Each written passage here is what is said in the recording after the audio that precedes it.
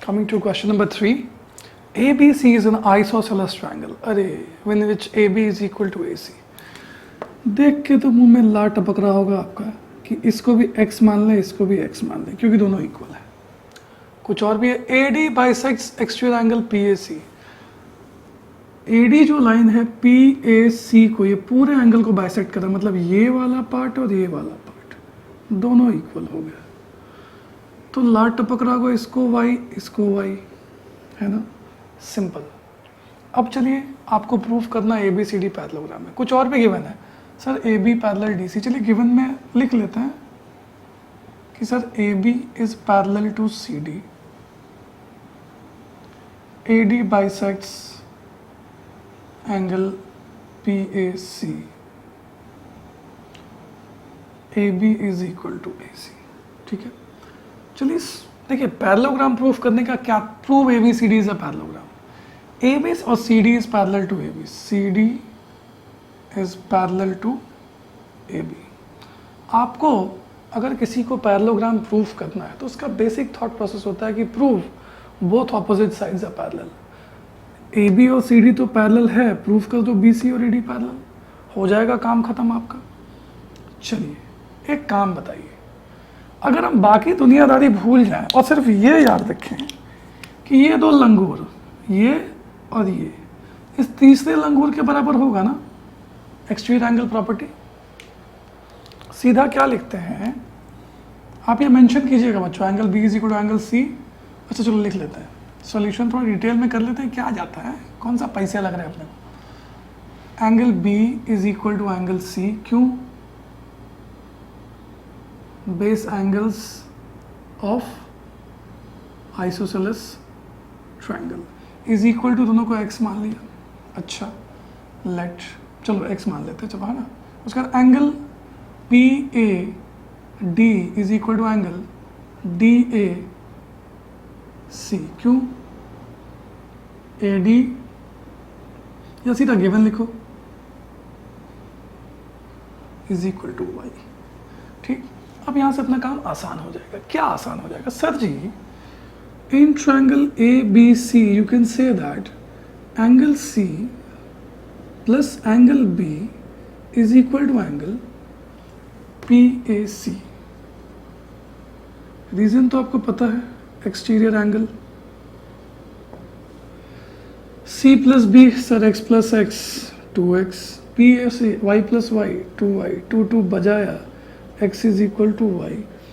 Sir y और x equal होने का मतलब समझते हैं कि ये तो ऑल्टरनेट एंगल्स हैं, but these are alternate interior angles. Sir अगर ऑल्टरनेट इंटीरियर एंगल्स इक्वल हो जाए तो लाइंस तो पैरेलल हो जाते हैं. This implies BC parallel to AD and CD parallel to AB अपने को गिवन है. So इसको 1 मानो, इसको 2 मानो, since both the opposite sides are parallel. So from 1 and 2 you can say that ABCD is a 11 ग्राम, है ना. कुछ लोग इसको 11 ग्राम पढ़ते हैं, हम इसको पैरेललोग्राम पढ़ते हैं. ठीक है, नोट करें. Coming to question number 4. Show that the diagonals of a quadrilateral bisect at 90 degree. If they bisect at 90 degree, it is a rhombus. मतलब अगर एक ऐसा क्वाड्रिलेटरल हो, मैंने फिगर पहले ही बना हुआ, टाइम बचा रहे हैं, कि भाई ABCD एक क्वाड्रिलेटरल है, इसके डायगोनल एक दूसरे को बाइसेक्ट कर रहे हैं और बाइसेक्ट करने के बाद इनके बीच का जो एंगल बन रहा है वो 90 बन रहा था. हमें प्रूफ करना है कि एक रोम्बस है. तो रोम्बस अगर प्रूफ करना तो सबसे पहले क्या, पहले एक पैरेललोग्राम, उसके बाद adjacent sides equal, then rhombus हो जाएगा. तो पहला काम पैरेललोग्राम है. तो सोल्यूशन यहाँ पे क्या लिखेंगे? सोल्यूशन में देखेंगे कि sir AO is equal to OC, BO is equal to OD. ये क्या भाई गिवन. तो हम समझेंगे बेटा, देखेंगे कि since diagonals of the quadrilateral bisect each other, therefore what you can say, ABCD is a parallelogram. By the property we directly write it is a parallelogram. ठीक. अब क्या सर पैरेललोग्राम हो गया ना, अब ये 90 है तो सर ये भी तो 90 ही होगा लीनियर पैथ से, है ना, तो इसको साबित करने की ज़रूरत तो नहीं है। और चलिए अब इन दो ट्रायंगल्स की बात करते हैं। इन triangle AOD and DOC we can say AO is equal to OC बरोबर, एंगल DOA तो गिवन है ना भाई, is equal to angle CO या फिर DOC, both are 90 and DO is common. So इन तीनों बातों से हमें क्या समझ में आता है, SAS से both the triangles become congruent, triangle DOA is congruent to triangle DOC, क्यों भाई, SAS। जब ये कॉन्ग्रुएंट हुए तो CPCT से ये और ये तो इक्वल हो जाएंगे ना sir, therefore AD is equal to DC CPCT। Sir जी ये तो पैरेललोग्राम था, इसके एडजेसेंट साइड्स इक्वल हो गए, तो डेफिनेटली अगर एक पैरेललोग्राम के एडजेसेंट साइड्स इक्वल हो जाए तो क्या हो जाता है, वो एक रोम्बस हो जाता है ना। This implies ABCD is a rhombus as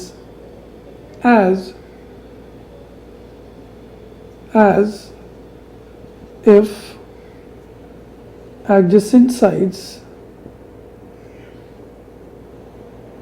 of parallelogram becomes equal, है ना।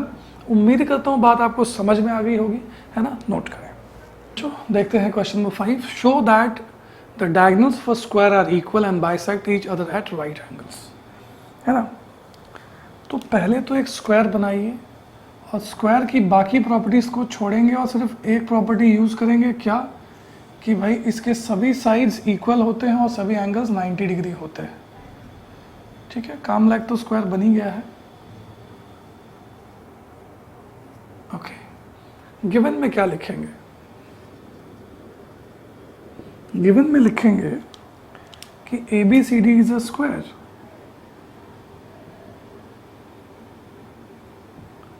टू प्रूफ क्या भाई, कि AC is equal to BD, है ना, and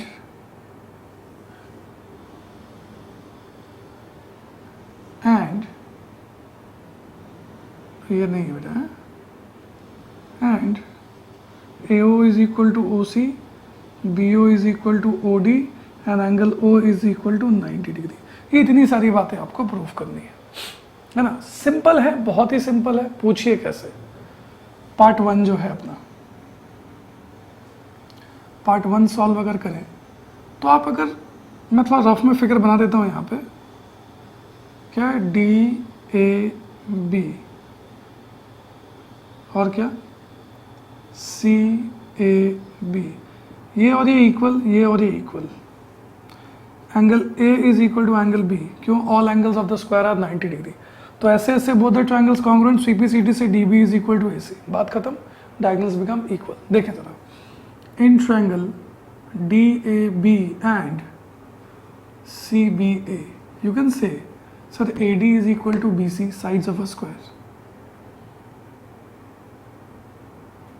sides of square are equal, AB is equal to AB, they are common,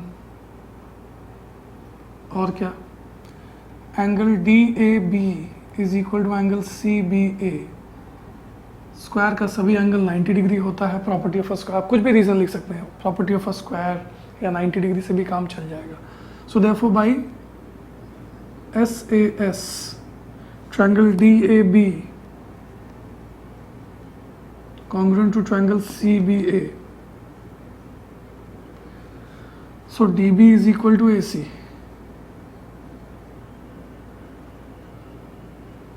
CPCT से काम अपना खत्म हो गया ना।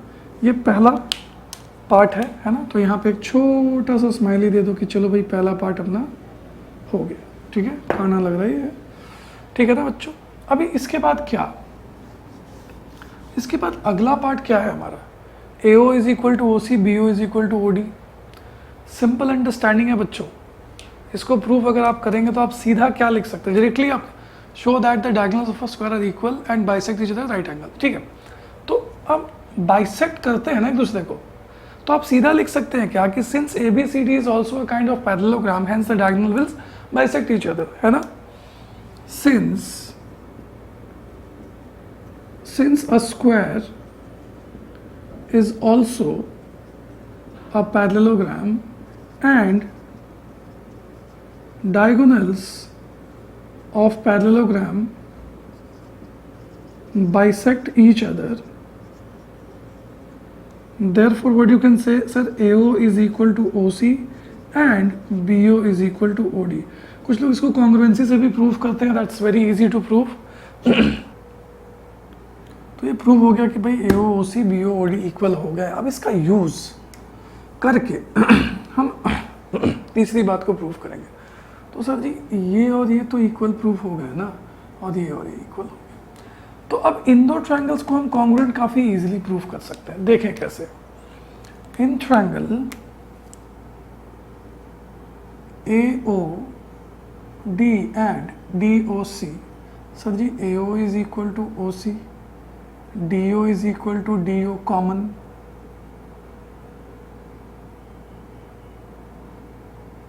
और ये क्या AD is equal to DC। क्यों लिख रहा हूं मैं यार, ये तो प्रूव्ड, और AD is equal to DC sides of square. तो by SSS both the triangles become congruent। triangle DOA congruent to triangle DOC SSS। जब ये दो वांगड़ू कॉन्ग्रुएंट हो गए बच्चों, तो ये एंगल और ये एंगल तो इक्वल होंगे ना। देखो DOC कॉन्ग्रुएंट, मतलब ये दोनों एंगल्स इक्वल CPCT से, है ना। ऐसा हमने आइसोसेलेस ट्रायंगल की प्रॉपर्टी में करा था, है कि नहीं। तो क्या लिखेंगे, therefore angle DOA is equal to angle DOC, CP का CT। लेकिन सर DOA और DOC क्या है, इनके बीच में कोई और रिश्ता भी है क्या, है ना, दोनों लीनियर पेयर है। Also angle DOA plus angle DOC is equal to 180 degree linear pair, दोनों इक्वल। तो इसको ले आ सकते हैं, two angle DOA is equal to 180 degree, Euclid's में बहुत पढ़ा हमने अच्छे से, 90। तो एंगल DOA 90 डिग्री हो गया ना दोस्त, DOA 90 बोलो या फिर एंगल O को 90 बोलो, इट्स ऑल द सेम। अब इसको 2 मान लो, इसको 1 मान लो, है ना। therefore what you can say, from 1 and 2 AC and BD bisect at 90 degree. उम्मीद करता हूँ बात समझ में आ गई होगी। और एक और बात, क्या बात क्या है कि NCERT का क्वेश्चन नंबर 2, या फिर हमने जो वीडियो में क्वेश्चंस देखे इसका क्वेश्चन नंबर 1, क्वेश्चन नंबर 4 और क्वेश्चन नंबर 5, इन तीनों को अगर आप मिला दें तो NCERT का एक बड़ा ही लेंदी प्रॉब्लम है, क्वेश्चन नंबर 5 ऑफ एक्सरसाइज 8.1। इन तीनों का मिक्सचर है ये क्वेश्चन, है ना।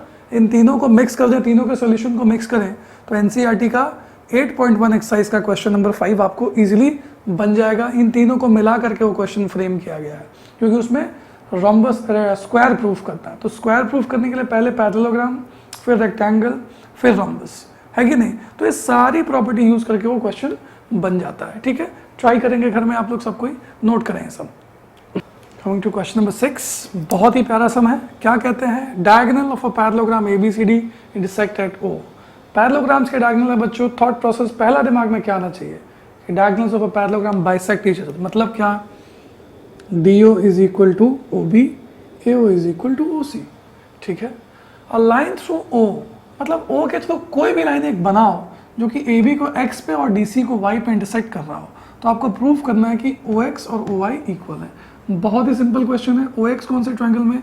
AOX, OY COY। देखो ये और ये एंगल वर्टिकली ऑपोजिट एंगल हो जाएंगे, ये एंगल और ये एंगल ऑल्टरनेट होंगे। इसको एंगल 1 मान लो, इसको एंगल 2 मान लो, और AO is equal to OC।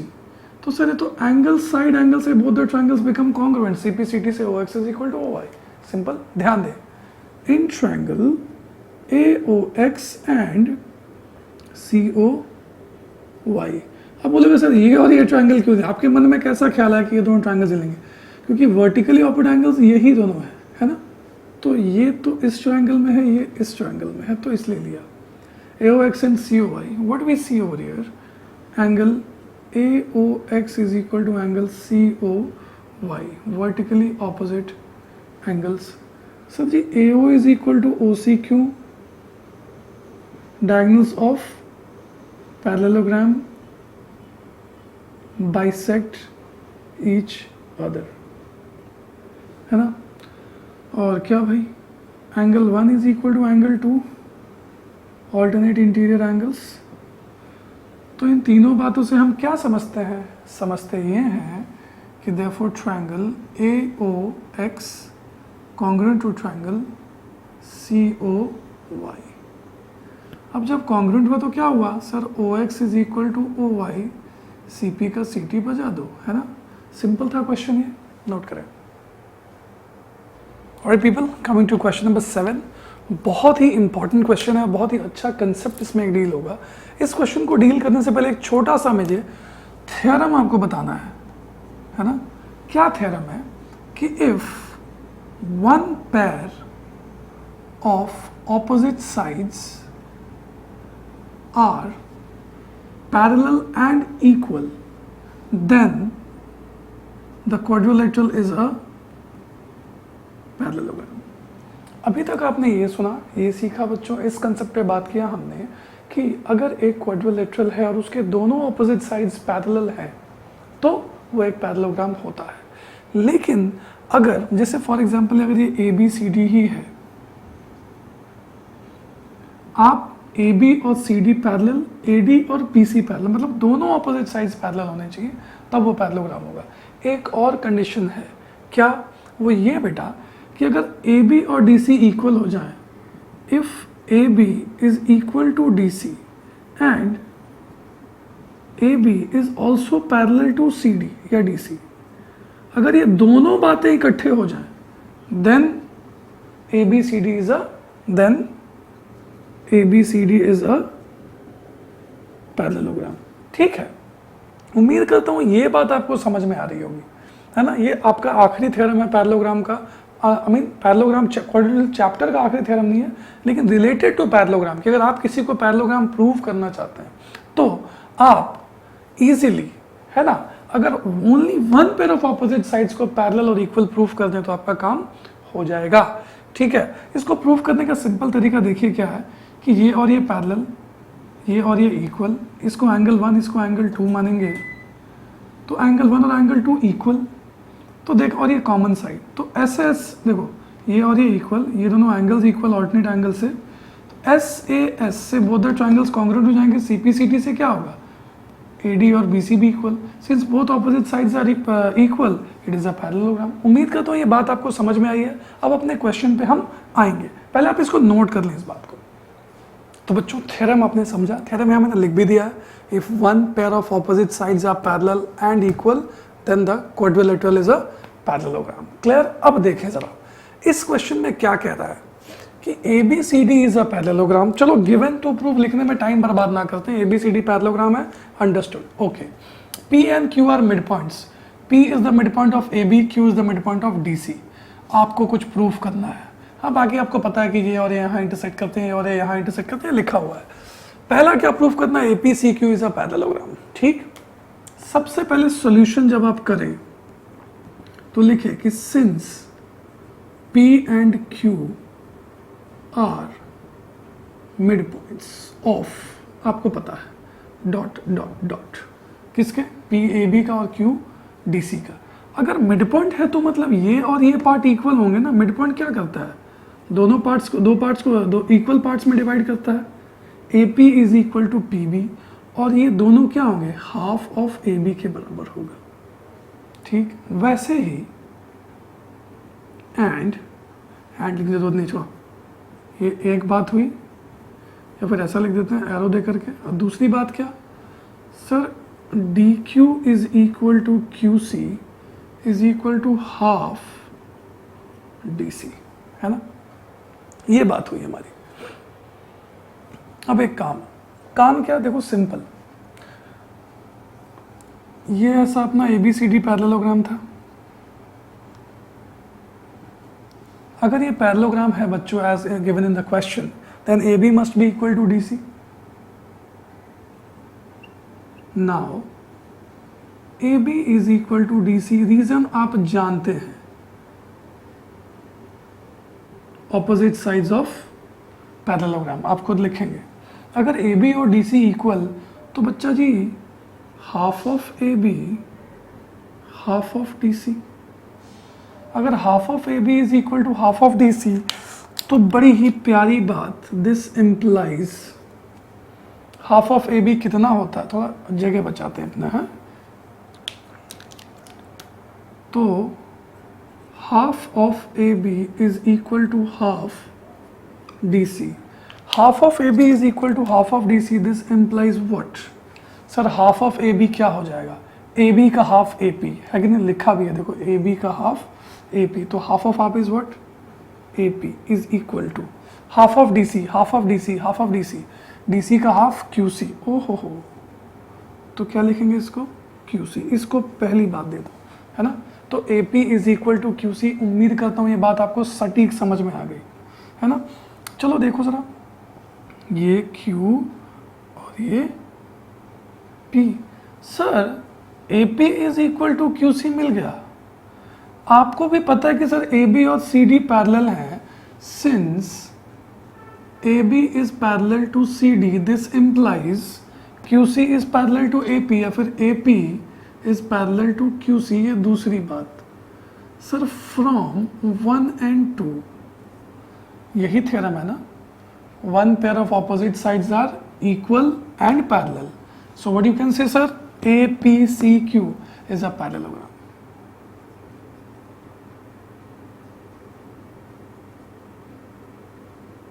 Sir अगर ये पैरेललोग्राम आपने प्रूफ कर दिया तो कुछ और बातें भी बाहर निकल के आएंगी।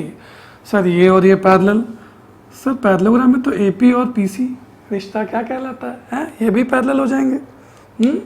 This implies AQ is parallel to PC। Sir ये क्यों लिख रहे हो, लेकिन बताएंगे बेटा, है ना, it has a deep meaning, AQ parallel to PC, है ना। चलो इसको थोड़ा सा सजा दें कि ये दिखता रहे, है ना, क्योंकि जो दिखता है वही बिकता है। अब एक बात छोटी सी, आप अगर इससे और इसे ज्वाइन कर रहे हैं, जैसे कि क्वेश्चन में ज्वाइन किया हुआ है, तो आपने हाफ, नाउ ऑल्सो, थोड़ा इसको ऐसा बना देते हैं, ऑल्सो फिर से देखते हैं sir, half of AB is equal to half of CD। Sir ले तो लिया था आपने, half of AB half of CD, तो हाफ ऑफ AB तो PB के भी बराबर है, तो लिखो PB। Sir half of CD तो DQ के भी बराबर है, लिखो DQ। सर जी PB ना DQ के पैरेलल भी हो जाएगा, क्यों, PB पार्ट किसका है, AB का, और AB पैरेलल किसके है, DC के, और DC पार्ट, DQ किसका पार्ट है, DQ तो पार्ट है सर DC का। तो सर इन दो बातों से फिर वही बात एक आ गई, देयरफॉर खुशी का तो ठिकाना नहीं रहा मेरे, है ना। और एक खुशी का ठिकाना क्यों नहीं रहा, क्योंकि ये नालायक भी पैरेललोग्राम हो गया है ना, इसकी भी शादी हो गई। चलो DPBQ, therefore DPBQ is parallelogram. Sir ये DPBQ पैरेललोग्राम होने की वजह से जो काले हनुमान है ना, ये दोनों भी पैरेलल हो जाएंगे, है ना। This implies DP is parallel to BQ reason तो आप सबको पता है, opposite sides of a parallelogram, इनको भी सजा देंगे भाई। पता नहीं सर आप ये क्यों कर रहे हो, अरे सब समझ में आएगा तुमको, देखो। अब क्या बात, क्या बात, क्या बात। चलिए एक बात बताइए, ए क्यू पी सी के पैरेलल,